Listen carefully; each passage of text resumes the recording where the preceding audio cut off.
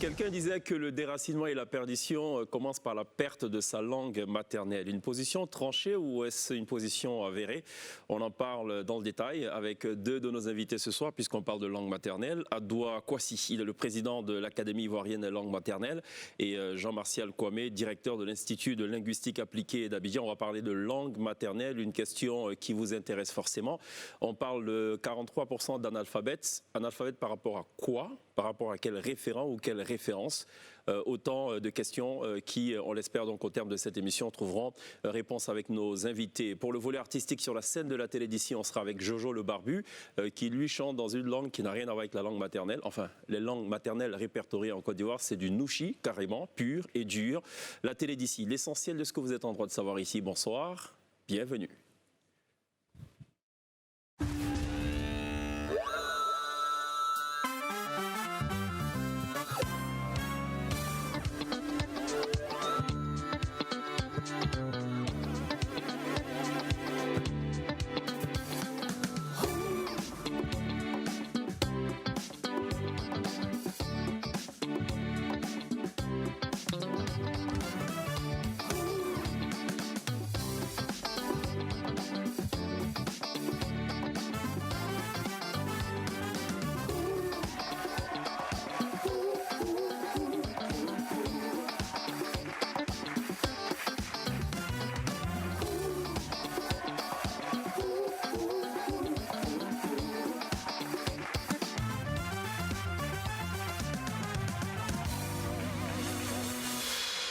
Vous faites toujours très bien de nous rejoindre dans la télé d'ici sur NCI du lundi au vendredi, votre talk show qui aborde des questions qui vous intéressent forcément. Ce soir, on parle de langue maternelle. On a énormément de plaisir à recevoir Adoua Kwasi, président de l'Académie ivoirienne des langues maternelles. Bonsoir, bienvenue. Bonsoir, monsieur. Merci de nous répondre à notre invitation.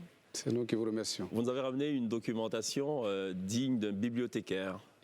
Oui, puisque à l'Académie ivoirienne des langues maternelles, nous faisons la sensibilisation, les recherches, la production et l'enseignement. D'accord. On parle de tout ça, on parle de documentation. Bon, très bien, ok. Je ne sais pas si on a suffisamment de place pour accueillir tout ça, mais bon, très bien. Vous faites bien de le faire. Jean-Martial Kwame, bienvenue.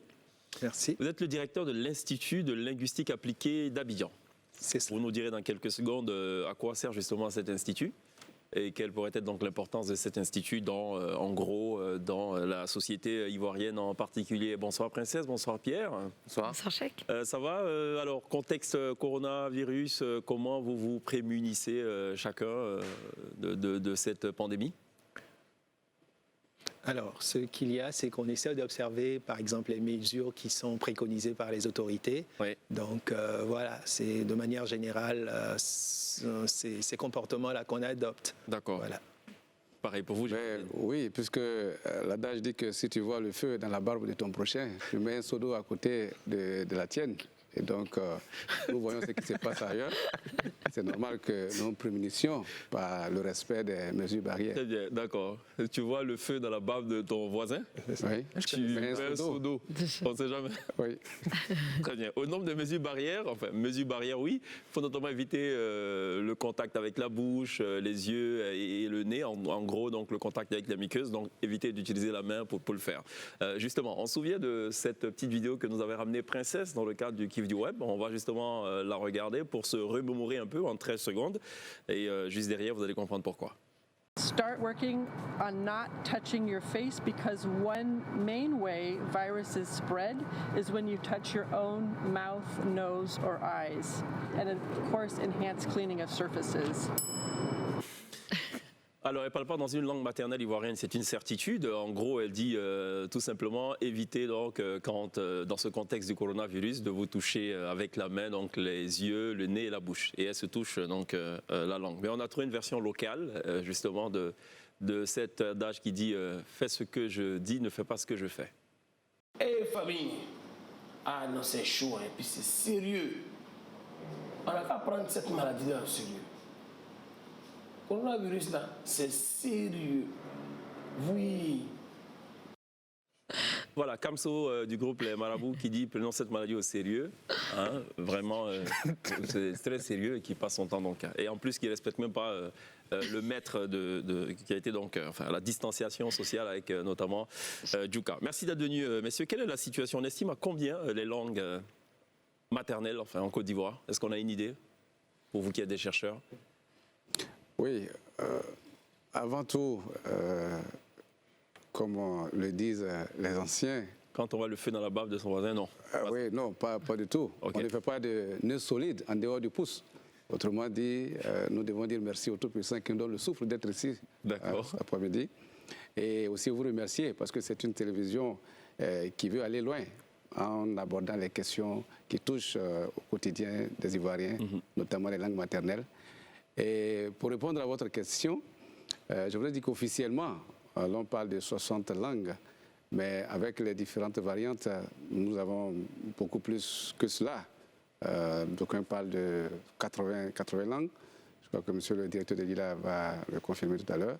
Mais nous pensons qu'avec l'évolution des langues, avec l'évolution du temps, les langues n'étant pas écrites, il est évident qu'elles vont subir des modifications.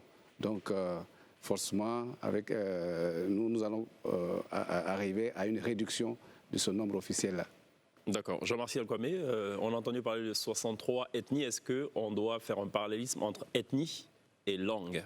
Alors, merci pour cette question. Elle est importante parce que très souvent, il y a une confusion entre ces deux, j'allais dire, vocables, ethnie, que certains souvent assimilent à langue. Alors, quand on parle de l'ethnie, on veut parler d'un groupe social, on veut parler d'un peuple, on veut parler aussi de culture.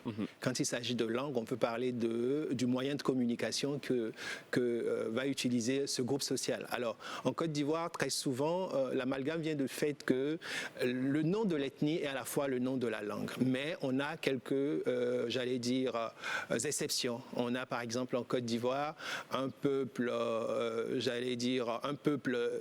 Yakuba qui parle une langue Dan, par exemple. Okay. On a donc un peuple Abron qui aujourd'hui va utiliser une langue qui est le Koulango. Donc c'est pas la même chose. Quand on parle d'ethnie, on est en train de parler d'un groupe social, de la culture, et quand on parle de langue, on est en train de parler de moyens de communication, ce qui n'est pas exactement la même chose. Alors, l'Institut de linguistique appliquée d'Abidjan, c'est quoi sa vocation? Qu'est-ce qu'on y fait? Alors, merci pour cette question. Alors, l'Institut de linguistique appliquée est un centre de recherche, un institut de recherche qui a été créé par décret présidentiel le 8 septembre 1966, qui a pour mission de décrire scientifiquement les langues de Côte d'Ivoire, d'enrichir le vocabulaire de ces langues, de les préparer à l'introduction, on va dire, dans l'enseignement, dans le système scolaire et d'autres missions encore. D'accord. Adou Kwasi tout à l'heure pointait entre les lignes la problématique de la documentation d'un certain nombre de langues. Est-ce c'est-à-dire qu'il y a des langues qui ont disparu et pour lesquelles il n'existe aucune trace? Ou comment vous le formulez à votre façon? Alors, l'Institut linguistique, comme dans sa mission que je viens de décrire, se propose donc de décrire des langues. Donc, on a des chercheurs, par exemple, qui planchent sur certaines langues, qui en font leur objet d'étude. Donc, qui vont décrire scientifiquement ces langues dans des modographies, c'est-à-dire décrire, par exemple, la phonétique de la langue, les sons de la langue vont décrire, par exemple, la syntaxe de la langue, comment la langue ordonne, par exemple, le croisement des mots. Par exemple, ces langues vont décrire, ces chercheurs vont décrire la morphologie de ces langues. Donc, il y a suffisamment de travaux qui ont été entrepris sur un certain nombre de langues en Côte d'Ivoire. Et pour revenir au nombre de langues qui a été donné tout à l'heure, on n'a pas une exactitude, j'allais dire, en la matière. Tous les travaux de linguistes qui ont été produits, je vais dire, dans les années 60-70, situent le nombre autour d'une soixantaine. Mais là, depuis 2 ans, on a entrepris des démarches pour pouvoir régler la question du nombre de langues en Côte d'Ivoire. Donc, comme il le disait, la difficulté vient de ce que souvent, on peut... une langue... Dans les langues, on a ce qu'on appelle les variations régionales. Donc une même langue peut avoir des variations régionales. Je prends la langue baoulé, vous allez avoir pour la langue baoulé ce qu'on appelle des dialectes. Donc il y aura par exemple le zikri, il y aura par exemple le satikran. Donc certainement compter toutes ces variations régionales. Du coup, c'est ce qui fait que par moment on avoisine par exemple les 80 langues et d'autres ne vont pas prendre en compte, je vais dire, ce découpage-là. Ils vont juste prendre les langues, j'allais dire, centrales et c'est pourquoi on a la soixantaine. Donc on va essayer de régler, on a entrepris des travaux dans ce sens-là pour régler la question. Pour savoir ce qu'on prend en compte ou pas donc, dans les différents critères de définition. Adam Kouassi, vous présidez l'Académie des langues, Adoua Kouassi autant pour moi, l'Académie des langues maternelles, une académie en théorie, pour le profane que je suis, on y apprend des langues, tout bêtement. Est-ce que je me trompe? Oui, merci. Mais avant de répondre à votre question, je m'en voudrais de ne pas faire un rectificatif sur ce que le docteur a dit tout à l'heure. D'accord. En ce qui concerne la langue bron. Comme on le dit, on ne critique pas le rat sur le monticule. Et donc, je voudrais dire qu'en tant que bron, je me dois d'indiquer que la langue de bron, ce n'est pas le Koulango. Le Koulango est un peuple qui a été annexé par les brons et donc, du coup, qui a phagocyté ce peuple-là, mais pour des liens historiques et de mariage, eh bien, une partie de ce peuple-là a récupéré finalement, a fait usage de cette langue qui est le bron. Donc, les brons parlent le bron, mais il y a une partie qui parle le Koulango. Vous dites les brons, vous ne dites pas les abrons. Les brons. Je dis bien les brons parce que au village, quand on dit qui êtes-vous, on ne vous demande pas. Quand vous dites que vous êtes bron, vous dites ce que vous êtes. Je dis meilleur broni, je ne dis pas meilleur abroni. Abron, c'est une déformation. D'accord, voilà. Très bien. Okay, l'appellation originelle, c'est bron. Okay. Voilà. Donc l'académie, qu'est-ce qu'on y fait? J'arrive, je toque à la porte, bonjour, je suis à l'académie, guidez-moi. Oui, il faut indiquer que nous avons remarqué que tous les peuples qui évoluent, qui sont respectés, ont des langues qui sont écrites, qui sont bien huilées, et qui sont respectées. Mais nous nous rendons compte qu'en Afrique, généralement, ces langues-là, nos langues sont au stade de l'oralité. Donc, nous avons pris sur nous le devoir de mener un certain nombre d'actions pour faire des recherches dans certaines langues, enfin dans les langues ivoiriennes. Et donc, nous faisons la sensibilisation sur l'intérêt de ces langues-là, l'importance de ces langues. Mais deuxièmement, nous faisons aussi la publication, la production et également l'enseignement. Donc nous avons fait pendant les vacances, nous initions les enfants à l'usage de leur langue, notamment concernant les civilités, comment on dit bonjour, quand le papa sort et vient, comment on le salue, quelle est leur culture. On en a fait à Transuya, à Boaké, et chaque fois qu'il y a des festivals, nous participons à ce festival-là. Ça a été le cas du carnaval Kanaka. Ça a été le cas également à Man avec Tonkpini Dalé et aussi à Yitié, à Boisseau. C'est une sorte de camp de vacances? Non, ce sont festivals. À ces occasions-là, nous faisons des conférences pour montrer l'intérêt. Et nous proposons aussi aux initiateurs la nécessité de mettre en place des académies régionales pour prendre en compte la culture de ces peuples-là. Parce qu'un peuple qui n'a pas de culture, c'est comme on le dit, un arbre qui n'a pas de racines. Il n'a pas d'âme, à ton coutume de dire. Ce que je voulais comprendre, c'est, vous dites académie, est-ce que c'est par exemple un centre qui est établi, qui est là du 1er au 31, comme on le dit vulgairement, et qui dispense donc des cours? Enfin, j'essaie un peu de comprendre la forme. Oui, c'est notre vision. Voilà, pour l'instant. Voilà, nous faisons les recherches et nous travaillons de façon ciblée pour quelqu'un qui est intéressé et nous fait appel. Et nous faisons, voilà. Étymologiquement, j'ai envie de dire historiquement, originellement, quel est le lien entre les langues en Côte d'Ivoire? Est-ce qu'il y a une connexion, une corrélation entre les langues ou sont-ce des groupes qui se sont installés indépendamment des autres? Alors, les travaux entrepris par des linguistes montrent que toutes les langues de Côte d'Ivoire ont, on va dire, une racine commune, appartiennent à une famille commune, qu'on appelle le Niger-Congo.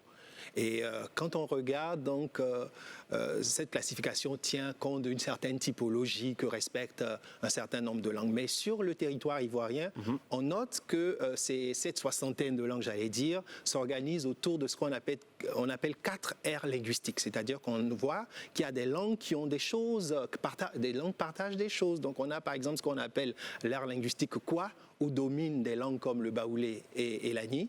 On a ce qu'on appelle l'aire linguistique Krou, où domine une langue comme le bété. On a ce qu'on appelle l'aire linguistique Mandé, où domine une langue comme le djoula ou le yakuba. Et puis on a l'aire linguistique Gou, où domine une langue comme le senoufo ou le koulango. Donc voilà un peu, quand on regarde ces langues qui appartiennent à ces aires linguistiques, il y a plus ou moins des éléments en commun. D'accord, j'ai une question, c'est peut-être une digression. On dit que tous les peuples de Côte d'Ivoire viennent forcément d'ailleurs, à l'exception d'un peuple dont on ignore l'origine, c'est les Gagous. Et vulgairement d'ailleurs, on dit qu'ils sont sortis de terre. Quel est votre avis d'expert? Bon, je ne me prononce pas parce que il n'y a pas un étayage scientifique, j'allais dire. D'accord, très bien. Donc, il n'y a rien de scientifique. Peut-être le bron. Oui, va nous dire. Le bron. Il faut dire que, initialement, nos langues où les peuples étaient vivaient sur le même territoire. Voilà, c'est le colon qui est venu saucissonner ces peuples-là. D'accord. Et donc, justement, dans ce saucissonnage, on dit qu'on saucissonne, mais les Gagous, on ne sait pas. Oui. Non, vous savez, il y a des comme légendes. Des tubercules. Oui, il y a des légendes. Comme des légendes, hein, sur toutes les langues de Côte d'Ivoire. D'accord. Voilà, oui, il y a des légendes. Tant d'autres. Et ce sont les historiens qui se sont prononcés. Et je sais qu'à Tonkwini Dalé, il y a le député, un député qui est intervenu, qui a revendiqué cette paternité de la terre ivoirienne. Et donc, tant qu'en histoire, vous n'avez aucune thèse pour démonter la première, eh bien... En gros, rien de scientifique, voilà. Alors, on parle de colons, du fait que notre passé est colonial, notre langue nationale est le français. Si on devait s'en affranchir et qu'on a autant d'ethnies que de langues, comment pourrait-on choisir la langue nationale en Côte d'Ivoire, une langue nationale en Côte d'Ivoire? Bon, parlant de la langue française, je voudrais indiquer que, comme nous le savons très bien, avant de s'ouvrir l'arbre sans racine, voilà, donc c'est la même manière que avant d'apprendre la langue d'autrui, la langue étrangère, logiquement, normalement, les peuples africains devraient s'approprier leur langue. Malheureusement, ce n'est pas le cas. Eh bien, au lieu de passer par le tronc, nous passons par le feuillage, les branches, pour arriver au sommet. Et donc, aujourd'hui, la langue française est devenue notre langue officielle, mais je pense qu'il n'est jamais trop tard pour bien faire. Comme on le dit, trop de viande ne gâte pas la sauce. Et donc, je pense que nous pouvons prendre ce qui est bon de la langue française, puisqu'elle nous permet de nous ouvrir sur l'extérieur, mais en même temps, prendre conscience qu'une langue, ce n'est rien d'autre que la copie de l'environnement matériel immédiat, de la nature immédiate. Et donc, si vous parlez exclusivement la langue de l'autre, progressivement, vous allez vous effacer et vous n'aurez pas d'autonomie, d'indépendance, et c'est ce peuple étranger qui va vous dominer à tout moment. Et quand vous êtes dominé, vous devenez pauvre parce que vous ne pouvez pas produire de vous-même ce qui se produit ailleurs, on vous l'impose. Au lieu que ce soit vous-même qui le vendiez, par exemple, qui l'achetiez à 1000 francs, si ça vient d'ailleurs, ça sera à 5000 francs. Et donc, vous vous appauvrissez. Et donc, je pense qu'il est temps de prendre conscience, mais la pluralité ou la multitude des langues ne devrait pas être un frein. Parce que même ailleurs, que ce soit au Japon, en Chine ou en France, il n'y a jamais eu de peuple qui ait une langue nationale qui n'est pas une pluralité linguistique. En France, on n'a pas moins de 75 langues. Mais il fut un moment où le roi François Ier a pris conscience de l'intérêt de la langue en 1539 et qui, dans un sursaut d'orgueil, a décidé d'imposer la langue qu'il parlait. Et pour répondre à la question de Princesse, justement, quelle est la langue? Qu'est-ce que vous préconisez, vous, en tant qu'expert linguistique, si on devait choisir une ou des langues pour en faire des langues nationales? Alors, Oui, je vais répondre. Si on devait choisir une, Oui. D'abord, il faut qu'on soit animé d'une réelle volonté. Imaginons qu'il y a la volonté. Voilà. Restons- Voilà, il y a la volonté. Bon, il y a la volonté. On réunit, on rassemble on étudie les langues, on voit celles qui ont un niveau académique beaucoup plus performant. Vous avez fait ces études, j'imagine que vous savez lesquelles des ethnies ou des langues maternelles ont un niveau académique assez avancé. alors, la question est un peu difficile. Mais Non, elle Quand vous est parlez de simple. niveau académique, vous parlez aussi Elle est d'écriture. simple. Oui, mais ça fait 5 minutes qu'on l'attend. Oui, celle qui transmet qui est capable de transmettre notre culture. Oui, c'est laquelle? Et aujourd'hui, toutes les langues de Côte d'Ivoire peuvent transmettre nos cultures. Bon, donc il faut 63 non, langues officielles. Mais, sincèrement, Ouais. si j'étais ministre de la Culture aujourd'hui, je n'hésiterais pas à opter pour le baoulé. Le baoulé parce que non seulement la plupart des autorités se revendiquent de l'oufoutisme, ce serait une façon magnifique de rendre hommage à ce père de la nation, mais deuxièmement, vous savez que la langue baoulé, tout comme d'autres langues d'ailleurs, Ouais. avec le pagne, tout ça, est ancré, est devenue la langue ambassadrice de la Côte d'Ivoire. Quand vous allez à des festivals à l'étranger, vous voyez le pagne baoulé. Et donc, je pense qu'il y a une certaine avance et en dehors Mais de ça... quelqu'un pourrait vous opposer un autre argument en vous disant que le djoula est la langue la plus parlée par toutes les ethnies, ou que vous alliez dans des marchés et tout, c'est la langue des commerçants à la base. Moi, effectivement, j'aurais pas Oui, fait ce choix-là. hein. Même en n'étant pas un expert, je veux dire, en langue, je veux dire, j'aurais pas pris l'aspect politique, tout simplement. Je pense que c'est peut-être un peu clivant. Oui. Peut-être qu'une langue de commerce, ça rassemble déjà un peu plus. Je Bah, sais on pas. voit avec Ouais. l'anglais aujourd'hui. Oui, Alors, moi, ce que je dirais Jean-Claude. d'abord, c'est Ouais. la situation de la Côte d'Ivoire est une situation particulière. Ouais. On n'a pas, on va dire, la situation du Sénégal où domine déjà une langue dominante, comme le Wolof, que parlent à 80% les C'est cela. populations. Ou le Mali, avec Voilà, le avec le Bambara. Bambara et autres, le Sango en Centrafrique. En Côte d'Ivoire, on n'a pas une langue, j'allais dire, dominante. Donc, du coup, scientifiquement, nous, on met en place plusieurs critères qui pourraient, on va dire, être utilisés pour le choix des langues. Le premier élément sur lequel on va travailler, c'est la véhicularité de la langue. C'est-à-dire, est-ce que cette langue est une langue de communication pour les populations? Quand on observe en Côte d'Ivoire, tout à l'heure, je vous ai fait le schéma des aires linguistiques en Côte d'Ivoire, il y a 4 langues qui émergent de chaque groupe ethnique. Donc, du coup, on a le baoulé pour l'air Kwa, on a le bété pour l'air Krou, on a le djoula pour l'air Mandé et on a le Sénoufo. Donc, du coup, à partir de ce critère de véhicularité, ces 4 langues-là peuvent être choisies. Deuxième critère qu'on va mettre en avance, et M. Adoua l'a dit tout à l'heure, c'est la description scientifique de la langue. Est-ce que les langues sont suffisamment décrites? Et quand on regarde les travaux, par exemple, de Lila, on a plus d'une dizaine de langues qui sont suffisamment décrites, c'est-à-dire qui peuvent faire l'objet, j'allais dire, d'enseignement dans le système scolaire. Et ces 4 langues que je viens de citer déjà font partie de ces langues. Donc voici déjà 2 critères, j'allais dire, scientifiques. Véhicularité, et puis je vais dire description scientifique avancée. D'accord. Donc ok. voici. En gros, on partirait peut-être sur le modèle sud-africain où on a plus d'une langue officielle. C'est pas un cas exceptionnel. Voilà, dans le monde entier, en Suisse, on a 4 langues. Vous allez dans d'autres pays, on a plusieurs langues. C'est pas, voilà. Princesse? Mais permettez-moi d'ajouter que si cette voie-là est difficile à emprunter, eh bien, on pourrait, dans un premier temps, commencer par régionaliser l'utilisation ou l'usage de ces langues-là, de sorte que chaque région puisse non seulement enseigner, mais utiliser véritablement. D'accord, ok. C'est une proposition pas mal également. Alors, on parle de 43% d'analphabètes en Côte d'Ivoire. Peut-on vraiment parler d'analphabétisme parce qu'on ne maîtrise pas justement l'alphabet latin, mais à l'inverse, on maîtrise sa langue maternelle?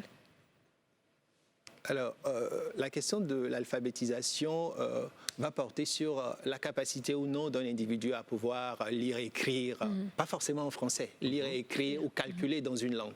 Donc, les statistiques de l'UNESCO ou du ministère de l'Éducation nationale montrent, ça dépend. Moi, je vois des chiffres qui nous disent que c'est 57% d'analphabètes, certains vous disent 51%, mais c'est important de toutes les façons. On se rend compte qu'il y a plusieurs Ivoiriens, un nombre d'Ivoiriens qui ne sont pas capables de lire et écrire ou de calculer dans une langue. Donc ça, c'est, j'allais dire, un gros problème de développement. Un gros problème, c'est-à-dire qu'une bonne partie de la population reste à l'écart du développement économique. Cela constitue un poids très souvent pour le développement. Quand vous allez, par exemple, chercher à sensibiliser, passer des messages par rapport à la santé, par rapport à l'agriculture, ces personnes n'auront pas l'information parce que l'information n'est pas quelque chose qui est, j'allais dire, véhiculé dans la langue qu'ils parlent. Donc, ça pose un vrai problème. Et je dis, en fait, ce qui fait que dans nos pays africains, on est très souvent en retard sur le développement, c'est parce qu'une bonne partie de la population reste, je veux dire, en marge de l'information qui est donnée au niveau étatique. Voilà. Absolument. D'accord. C'est très intéressant ce qu'on dit, hein, messieurs. Oui. On va y revenir, je vous le promets. Vous en faites pas. C'est pour ça que vous êtes là. On va marquer une courte pause. On revient dans quelques instants. Okay.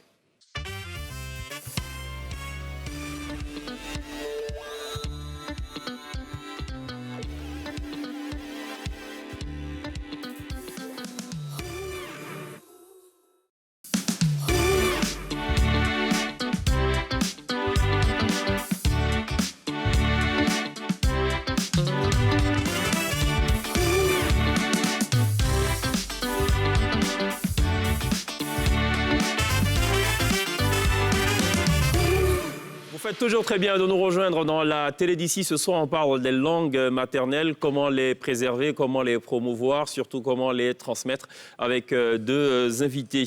Adoua Kwasi, président de l'Académie ivoirienne des langues d'Abidjan, et Jean-Martial Kwame, directeur de l'Institut de linguistique appliquée d'Abidjan. Avant que de revenir à la question qui nous réunit ce soir, juste vous rappeler donc l'actu d'ici, c'est donc l'annonce par le ministre d'État, ministre de la Défense, de son contrôle positif au Covid-19, une information qui est tombée donc hier. Et il le dit d'ailleurs tel quel dans le communiqué, bien que ne présentant aucun signe de la maladie, le médecin a prescrit un confinement auquel je me suis immédiatement soumis. C'est l'occasion pour moi de rappeler à tous nos concitoyens que le coronavirus est une maladie réelle qui se propage vite. Je vous exhorte à prendre au sérieux l'observation de toutes les mesures barrières pour vous protéger et protéger les autres. Prenez soin de vous, que Dieu vous préserve. Signé donc du ministre d'État, ministre de la Défense Ahmed Bakayoko, contrôlé donc positif au Covid-19. Une situation qui rappelle aussi celle du Premier ministre Amadou Gon, qui lui n'avait certes pas été déclaré positif au Covid-19, mais avait choisi de s'auto-confiner. Question donc de protéger donc tous ses proches et tous ses collaborateurs, avait-il dit. J'en profite d'ailleurs pour rappeler que la Côte d'Ivoire a franchi donc la barre des 300 infectés au coronavirus. 62 nouveaux cas ont été enregistrés ce lundi, dont 58 à Abidjan et 4 à Diaké, soit 323 confirmés et 41 guéris et 3 décès. Voilà ce qu'il fallait donc retenir de l'actualité d'ici. On reste toujours dans la dynamique de la sensibilisation au respect strict des exigences sanitaires. Et comme tous les soirs, on vous propose donc de regarder cette vidéo faite plutôt par l'humoriste Le Magnifique, voilà, qui contribue à sa façon à sensibiliser donc les uns et les autres. Zouglou, il y a un Zouglou confiné. Zouglou couvre-feu, Zouglou Corona. Écoutez-moi ça, petite inspiration. Tous les gars. Corona, que me veux-tu? Coronavirus, oh, que me veux-tu? Corona, que me veux-tu? Coronavirus, oh, yeah, que me veux-tu? Tu as parcouru ce monde en faisant des victimes. Tu as parcouru ce monde en faisant des victimes. Tu as commencé par la Chine, en passant par l'Italie, en passant par la France, l'Espagne. Aujourd'hui, c'est la Côte d'Ivoire. C'est ton terminus, Corona. C'est ton terminus, Nagou. Faut laver ta main avec du savon. C'est ton terminus. Ah, faut suer tes mains avec le gel. C'est ton terminus. Évitons de nous saluer. C'est ton terminus. On dit que il rester confiné. C'est ton terminus, Coro. C'est ton terminus, c'est ton terminus. Corona, c'est ton terminus. C'est ton terminus. Oh, merci beaucoup. C'était un petit zouglou de gamage. Sensibilisation anti-corona. C'était le commandant. C'est ton terminus. Corona, c'est ton terminus. Wow, corona, virus, oh yo. C'est ton terminus. La Côte d'Ivoire, c'est ton terminus. Oh. Voilà, le message de sensibilisation en chanson de Magnifique, l'humoriste. Je ne sais pas si c'est le terminus, mais en tout cas, l'autobus du coronavirus a pour l'instant 323 passagers, juste pour votre gouverne.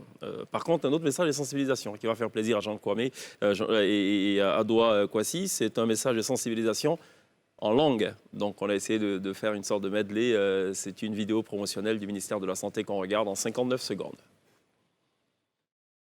Coronavirus COVID-19 ne aju Côte d'Ivoire wa na oyese bejan awunya le soni yo ye ewumi amoyede eseye muke anya awunya akukoro bo o le ti asemene o ka nyepe aza aba ne pa wu awanya de na coronavirus a uzaza an woro ke dibu somrawo ka ke woro Nigel borokolamaye sɔgɔsɔgɔ bɛ mɔgɔ min na nɛnɛ bɛ a tigi la a dun tɛ se ka nɛnɛ kiri ka ɲa aw kana maga o tigi la dɛ aw ye to yɔrɔ jan milele fungone milewa pubelone ma yeg shar finani shar be yeg shar be nyogu shar be yampigi shar me mo shonyage amo kedo kinwe nage finani nyogu ke to ni fina fonni ma shi folona doto pieng ki motange sa bonsoir ifa sesu iyo ke ya buyangu na ma enwele indende nyele dotro afa o dotro na ma be nia iyo dotro go su sa me kwa o ma en fleur be ke 143 en 101 koko be fleke SMS. Voilà, revenons à nos langues, messieurs. Est-ce qu'il y a une astuce pour apprendre assez vite les langues ivoiriennes? Je sais pas. Est-ce qu'il y a une petite astuce que vous souhaitez partager? Oui, comme toute action, il y a d'abord la volonté. En dehors de la volonté, il faut, comme disait Socrate, vous devenez ce que vous faites tous les jours. Donc la répétition étant une vertu pédagogique, il est important que déjà à la maison, bien, les parents prennent conscience de l'intérêt des langues-là et puissent la transmettre à leurs enfants. Et donc, par semaine, par exemple, on peut choisir 2 moments, 30 ou 1 heure de temps, et à ces heures-là, quel que soit le temps, l'indisponibilité du parent, eh bien, il s'organise pour donner à petite dose cet enseignement-là. Petite dose homéopathique. Voilà, s'il n'est pas, il est occupé, ouais. Il peut solliciter les services d'une personne tierce. Voilà. Alors, le moyen le plus, j'allais dire, le plus important pour acquérir une langue, c'est l'acquisition en milieu familial. C'est-à-dire que très tôt, il faut exposer les enfants à cette langue-là. Donc, ça leur permet très vite d'intégrer ces langues qui deviennent donc à ce moment-là des langues premières. Maintenant, ceux qui n'ont pas eu la chance d'avoir ces langues en milieu familial, il y a des mécanismes pour apprendre ces langues, donc dans des écoles, dans des cours particuliers qu'organise, par exemple, l'Institut de linguistique appliquée ou d'autres acteurs. Voilà. D'accord. Voilà. Donc mais le plus important, c'est que la personne doit être en situation d'immersion. C'est-à-dire... Ce sont des langues vivantes. Voilà, ce sont des langues vivantes. Donc, il faut être dans un cadre où cette langue est utilisée au quotidien. Ça aide, en fait, à aller plus rapidement. Mais c'est quoi les difficultés, en fait? Parce que clairement, il y en a. Il y a peut-être des couples mixtes qui parlent plusieurs langues. Qu'est-ce qui freine peut-être les parents dans l'apprentissage des langues aux enfants? C'est quoi les points que vous avez notés? Alors, il y a plusieurs éléments qui sont à la base de la non-transmission des langues. D'abord, ce qu'on appelle les représentations négatives vis-à-vis des langues. Ce qui s'est passé, c'est qu'on a été martelé pendant longtemps que nos langues ne servaient à rien. Cela a eu lieu lorsqu'on a rencontré l'Occident. Je parlais de la colonisation. Donc, le colon qui a inscrit dans les interactions avec les populations le fait d'utiliser la langue française et donc de rejeter d'une certaine façon nos langues. Donc, nos langues étaient dans une situation de minoration. Et donc, à force de dire, vous avez sûrement entendu parler du symbole, quand à l'école, un élève commettait, j'allais dire, l'erreur de parler sa langue, on lui infligeait, on va dire, une sanction. Et il fallait porter un collier dégueulasse, j'allais dire. On l'humiliait la personne parce qu'elle a parlé sa langue. Et avec le temps, cette façon, ce regard négatif sur ces langues, on va dire, c'est inscrit dans la mémoire des personnes. Au point où on n'est plus sous la colonisation, on ne fait plus le symbole. Mais aujourd'hui, vous êtes dans un transport en commun, un de vos parents vous appelle, vous parlez dans votre langue, vous allez voir le regard des gens tout autour. Vous allez voir même des commentaires un peu négatifs du genre on n'est pas à 18h30, 18h30 c'est nouvelle du pays où les gens parlent, voilà, nouvelle du pays, ou bien on n'est pas au village, villageois. Donc vous voyez, il y a des désignations, il y a un rejet. Et ça vient de là. Les gens nous ont amenés à nous détester nous-mêmes. Et vous voyez aujourd'hui, il y a des jeunes gens qui se débrouillent, qui parlent plus ou moins, ou qui ont une connaissance passive de leur langue, mais quand vous leur posez la question, est-ce que tu parles ta langue? Non, moi, je suis baoulé, mais... Il y a de la gêne. Il y a de la gêne, il y a une honte vis-à-vis de ces langues. D'accord. Ce qu'il va falloir faire, c'est changer la donne, changer le paradigme, dire aux gens que les langues, c'est une partie de vous-même. Les langues, c'est vous-même. Les langues, c'est votre identité, c'est votre culture. Donc, changer le paradigme, je pense qu'à un moment donné, on va donc à ce moment-là commencer à aimer nos langues et donc à les mettre en avant. Vous rappeliez tout à l'heure, hors caméra, qu'on s'intéressait seulement aux langues maternelles. Par nécessité. Par nécessité, quand il y avait des difficultés. Donc là, on voit ce spot du ministère de la Santé, donc, qui va aller chercher, disons large, une grande population et toucher différentes langues. Comment vous expliquez ça? Bon, les gens sont conscients qu'il y a une frange de la population qui ne pourra pas accéder à l'information. Et donc, il faut rapidement corriger la donne.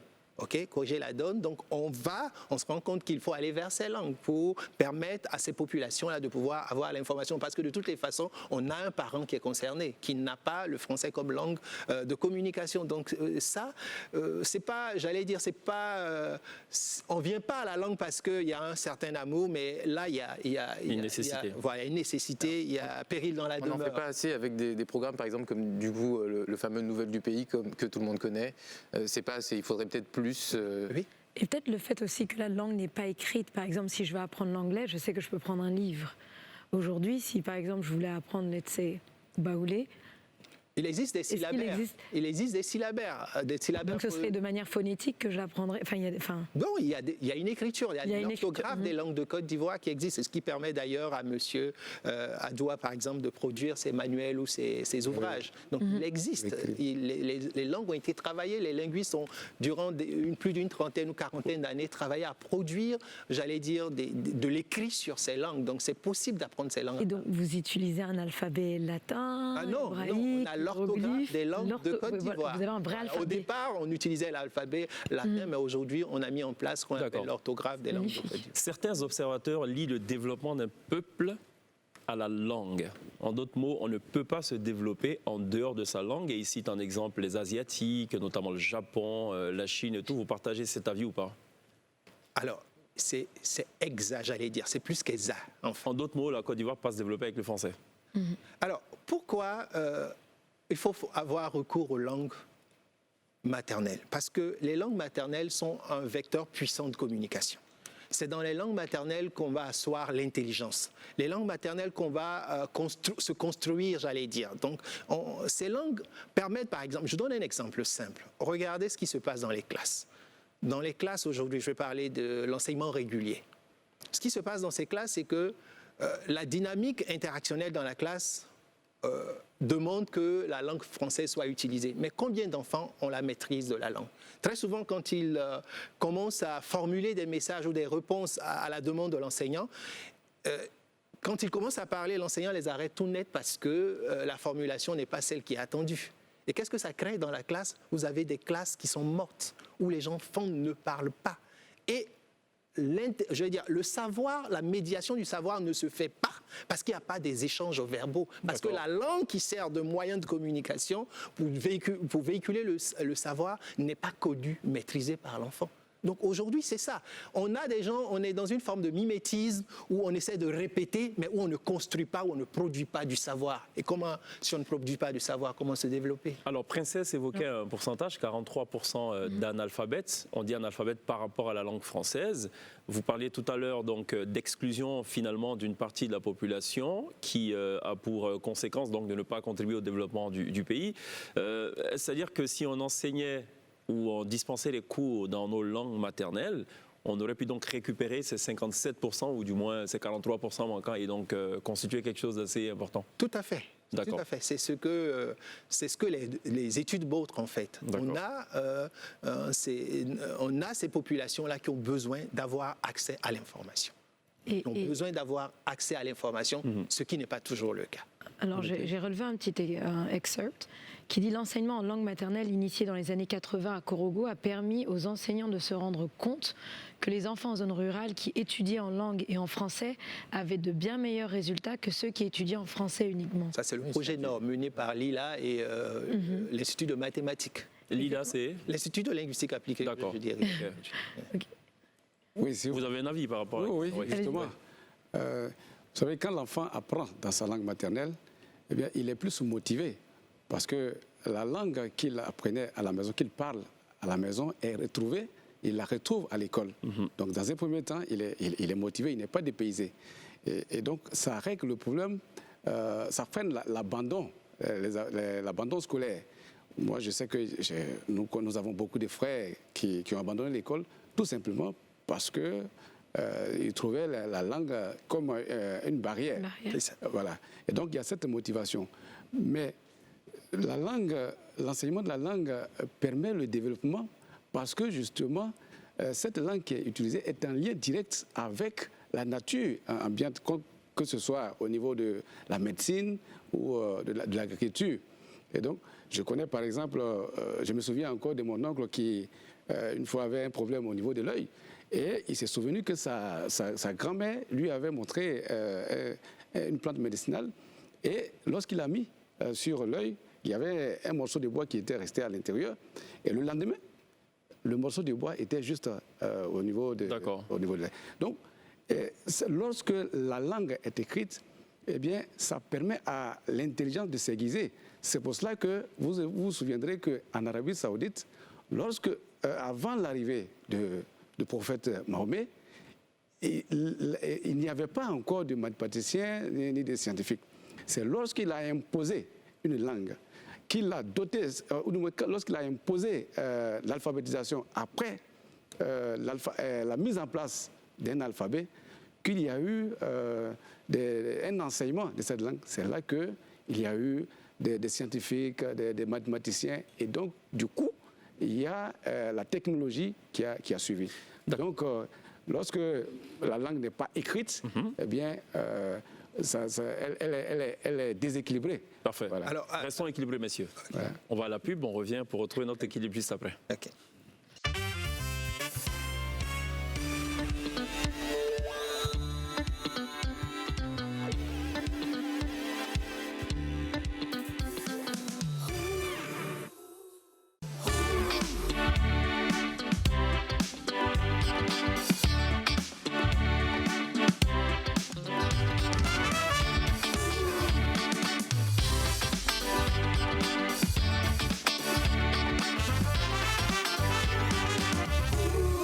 Télévivez la Côte d'Ivoire tous les soirs sur NCI. Dans la télé d'ici ce soir, on parle des langues maternelles, comment les préserver, comment surtout les transmettre. On en parle donc autour de cette table avec Adoua Kouassi, qui est donc le président de l'Académie des langues d'Abidjan, Jean-Claude Kwame, qui lui donc est le directeur de l'Institut de linguistique appliquée d'Abidjan, avec Pierre et avec Princesse également. Un tour de table donc qui, de mon point de vue, est plutôt enrichissant. Je ne sais pas ce que vous en pensez. Vous voulez réagir, Jean-Claude Kwame? Jean-Martial Kwame. Jean-Martial, sorry. Ouais. Alors, ce que j'avais voulu dire à la suite de M. Adoua, c'est que ce qui s'est passé avec les Occidentaux, c'est que durant des siècles, les populations ont pu développer des savoirs. Et ces savoirs sont codés dans la langue. Et l'enfant qui va à l'école dans cette langue va avoir accès à ces savoirs. Ce qui se passe en Afrique, c'est que durant des siècles, nos parents ont acquis des savoirs, ont développé des savoirs qui sont codés dans ces langues. Mais ce n'est pas ces langues qui nous servent de moyen d'apprentissage à l'école. Donc vous voyez qu'on est loin des savoirs.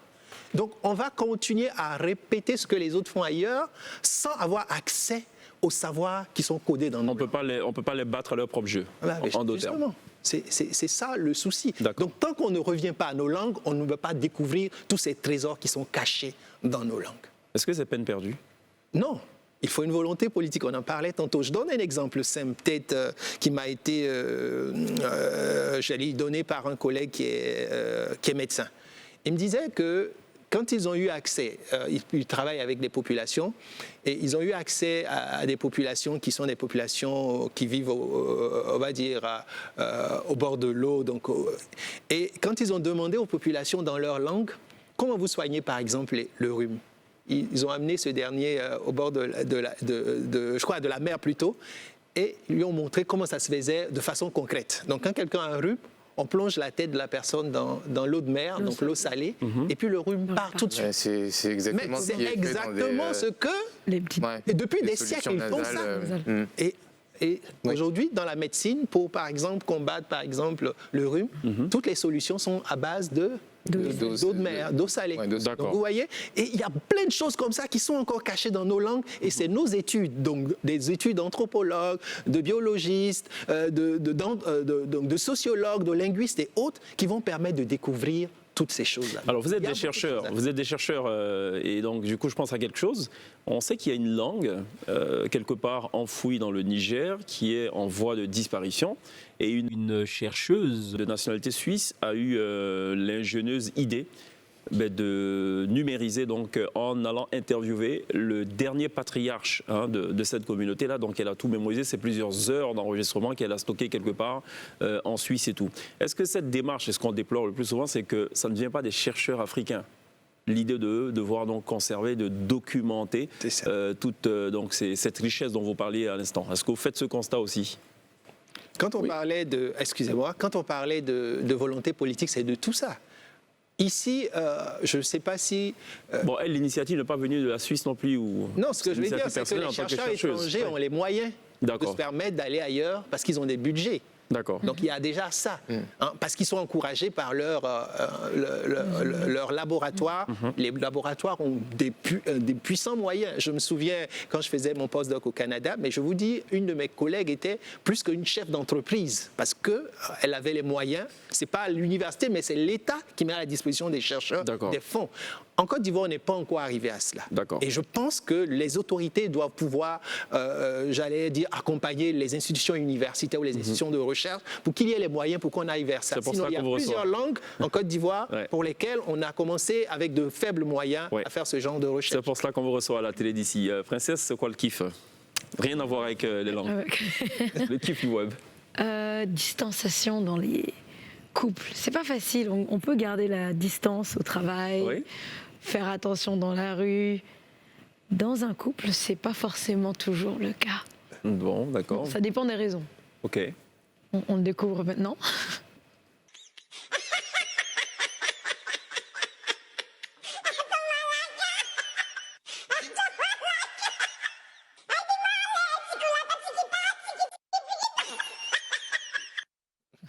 Bon, ça c'est clair que ça ne va pas prospérer du tout, cette distanciation, forcément. Messieurs, un dernier tour de table peut-être, comment on préserve nos langues maternelles?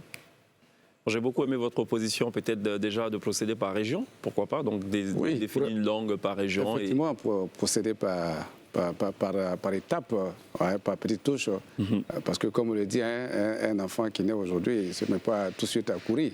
Voilà, c'est progressivement. Et donc, chaque région, et ça, je fais appel aux conseils régionaux, parce qu'ils ont la lourde tâche d'apporter, de promouvoir la culture. Voilà, quand on dirige un peuple, on promeut avant tout sa culture. Et donc, les conseils régionaux devraient pouvoir s'intéresser dans un premier temps à la production dans les langues de leur peuple et œuvrer à leur enseignement et par la suite faire en sorte que ces langues-là puissent bénéficier d'un cadre de pérennisation.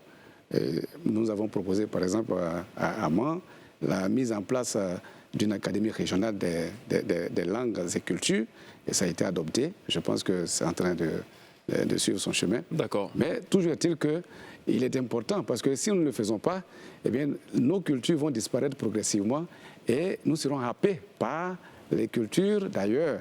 Or, si nous n'avons pas de culture, eh bien, l'éducation aussi va prendre un coup et finalement, on va se plaindre partout que nos enfants, la jeunesse n'a plus d'éducation. C'est cela. Voilà. D'accord. Jean-Martial ? Alors, je pense qu'il va falloir consolider ou renforcer le cadre législatif ou institutionnel pour permettre aux langues d'être beaucoup plus mises en avant. Donc ça, c'est du ressort, j'allais dire, des politiques. Par exemple, au niveau de l'introduction des langues dans le système scolaire, il y a des projets qui ont commencé donc, avec le pays, donc le programme Élan également, qui est effectif en Côte d'Ivoire, mais donner plus de moyens pour que cette action-là aille plus loin, mais donner aussi les moyens suffisants aux chercheurs de continuer à faire des descriptions de ces langues, de travailler sur l'orthographe de ces langues, d'enrichir le vocabulaire de ces langues, et puis trouver des mesures incitatives pour que les populations s'intéressent à ces langues. Par exemple, pourquoi dans les concours de la fonction publique, le fait de pouvoir parler, vous voyez très souvent dit, parler l'anglais, c'est on va dire, un point, c'est une plus-value. Pourquoi pas le fait de parler une langue africaine ou langue ivoirienne, j'allais dire, ne remplacerait pas, par exemple, cette disposition, parce que les fonctionnaires qui travaillent, ils travaillent pour les populations. Absolument. Donc pourquoi ne pas mettre en place cette mesure-là? Why not? Merci pour vos contributions, messieurs. On va marquer une pause. On se retrouve juste derrière la pub pour le dernier virage de cette entrevue.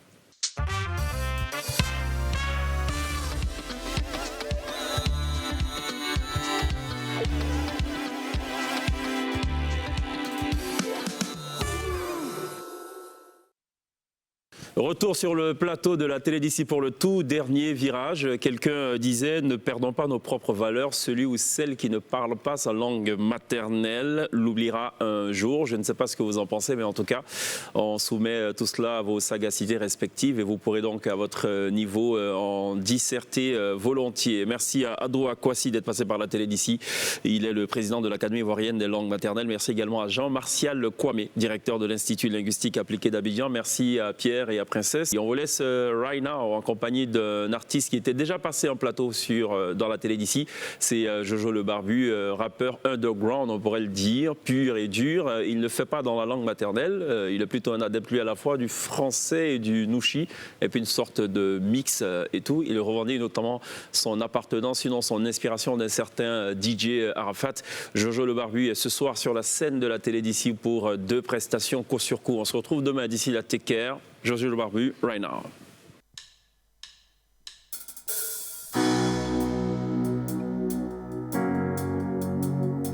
Jay,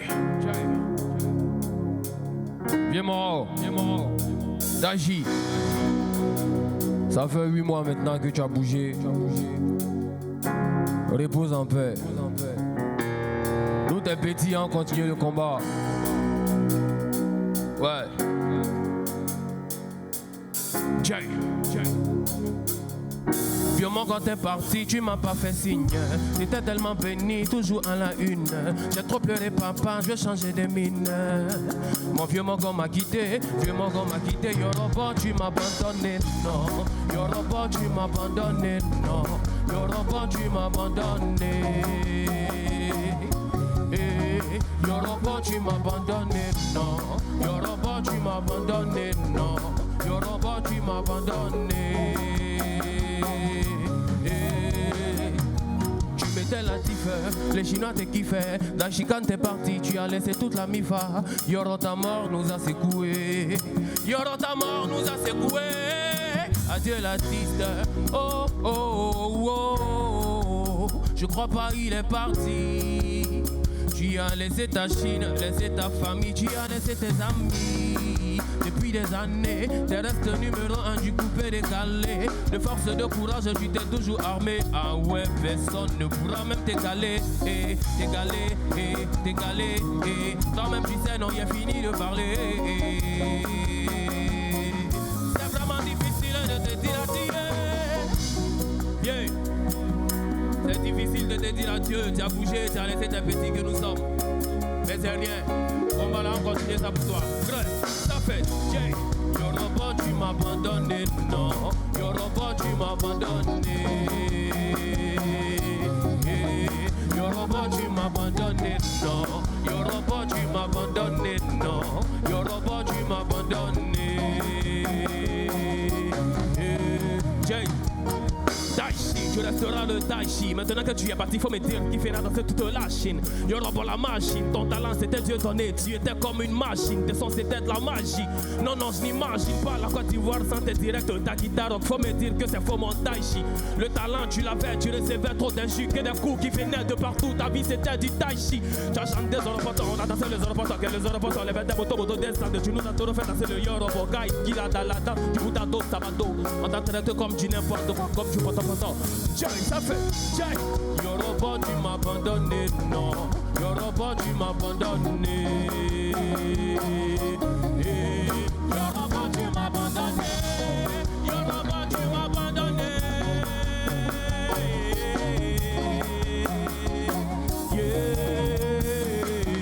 Yele Moutala, Yele Moutele, Yele Moutala, Yele Moutele, Yele Moutala, Yele Moutele, Yele Moutala, Yele Moutele. Conge, conge, conge, conge, conge, conge, conge, conge, conge, conge, conge, conge, conge, conge, conge, conge. D'abord, madame, dit qui s'aboule. Hey! C'est le plus voir de Yopougon. Je le vois plus. Yoruba, tu m'as abandonné.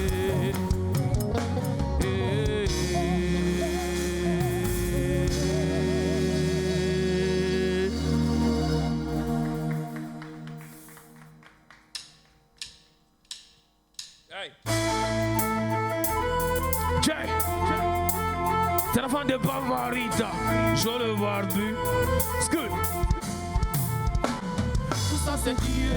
Autour de toi que des jaloux, que des envieux qui te rendent grâce sans le savoir. Tout ça c'est dié, dié. Jay, ça fait, let's go. Jay, de réussir il y a la rage. C'est pourquoi je suis un chien. Dieu fait rien au hasard, l'homme fait rien pour rien. Vos critiques ne m'en prennent pas, ça fait avancer ma carrière. Hier j'ai donné un bout de barre, aujourd'hui là c'est moi la charnière. Je suis en mode attaque, mes ennemis sont à genoux comme des caromètres. C'est grâce à Dieu si vous mettez la pression. Pour m'écouter faut un baromètre, je veux la gloire. Donnez à Jojo ce qui appartient à Jojo. On coupe pas pour aller au cimetière. La vie c'est mollo, mollo, mollo, mollo. Je sais pas de quoi demain c'est la faire, donc moi là je me prépare aujourd'hui en compétition contre moi. Y'a sur le taf et le meilleur reste à venir. Je fais preuve d'humilité, mais tu veux toujours m'humilier. Il est toujours à proximité, il m'en gaba, il va jamais me pilier. C'est grâce à Dieu si à ce niveau c'est pas un débat. La vie est faite de haut et de bas, il n'y a jamais d'arrivée sans départ que. L'enfant de Bavarita, je le vois vu. Let's go, ça fait Jay. Tout ça c'est dié. Autour de toi que des jaloux, que des envieux qui te rendent grâce sans le savoir. Tout ça c'est dié.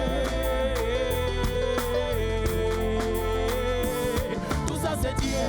Autour de toi que des jaloux, que des envieux qui te rendent grâce sans le savoir. Tout ça c'est dié, dié. Jay, hey, ça fait Jay. Monte un peu le son, c'est bon. Mon frère remercie Dieu même quand ce n'est pas bon. Papa remercie Dieu, maman remercie Dieu, le tout puissant là. Laisse à faire des amours, faut fléchir genoux.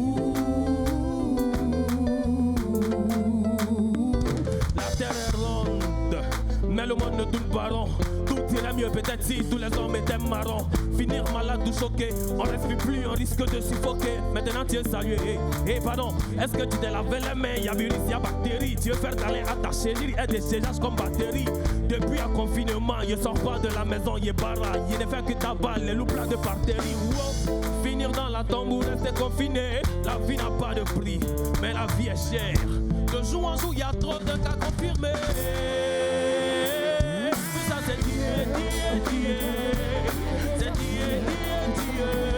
Tout ça c'est dié, dié, dié, c'est dié, dié, dié. Dieu, Dieu, it's good, it's good, it's good, it's good, it's good, it's good, it's good, it's good. Ça fait, tout ça c'est dié. Autour de toi que des jaloux que des envieux qui te remplacent sans le savoir. Tout ça c'est dié, c'est tout ça c'est dié. Autour de toi que des jaloux que des envieux qui te remplacent sans le savoir. Tout ça c'est dié. Tout ça c'est dié, tout ça c'est dié, tout ça c'est dié. Good. Yeah.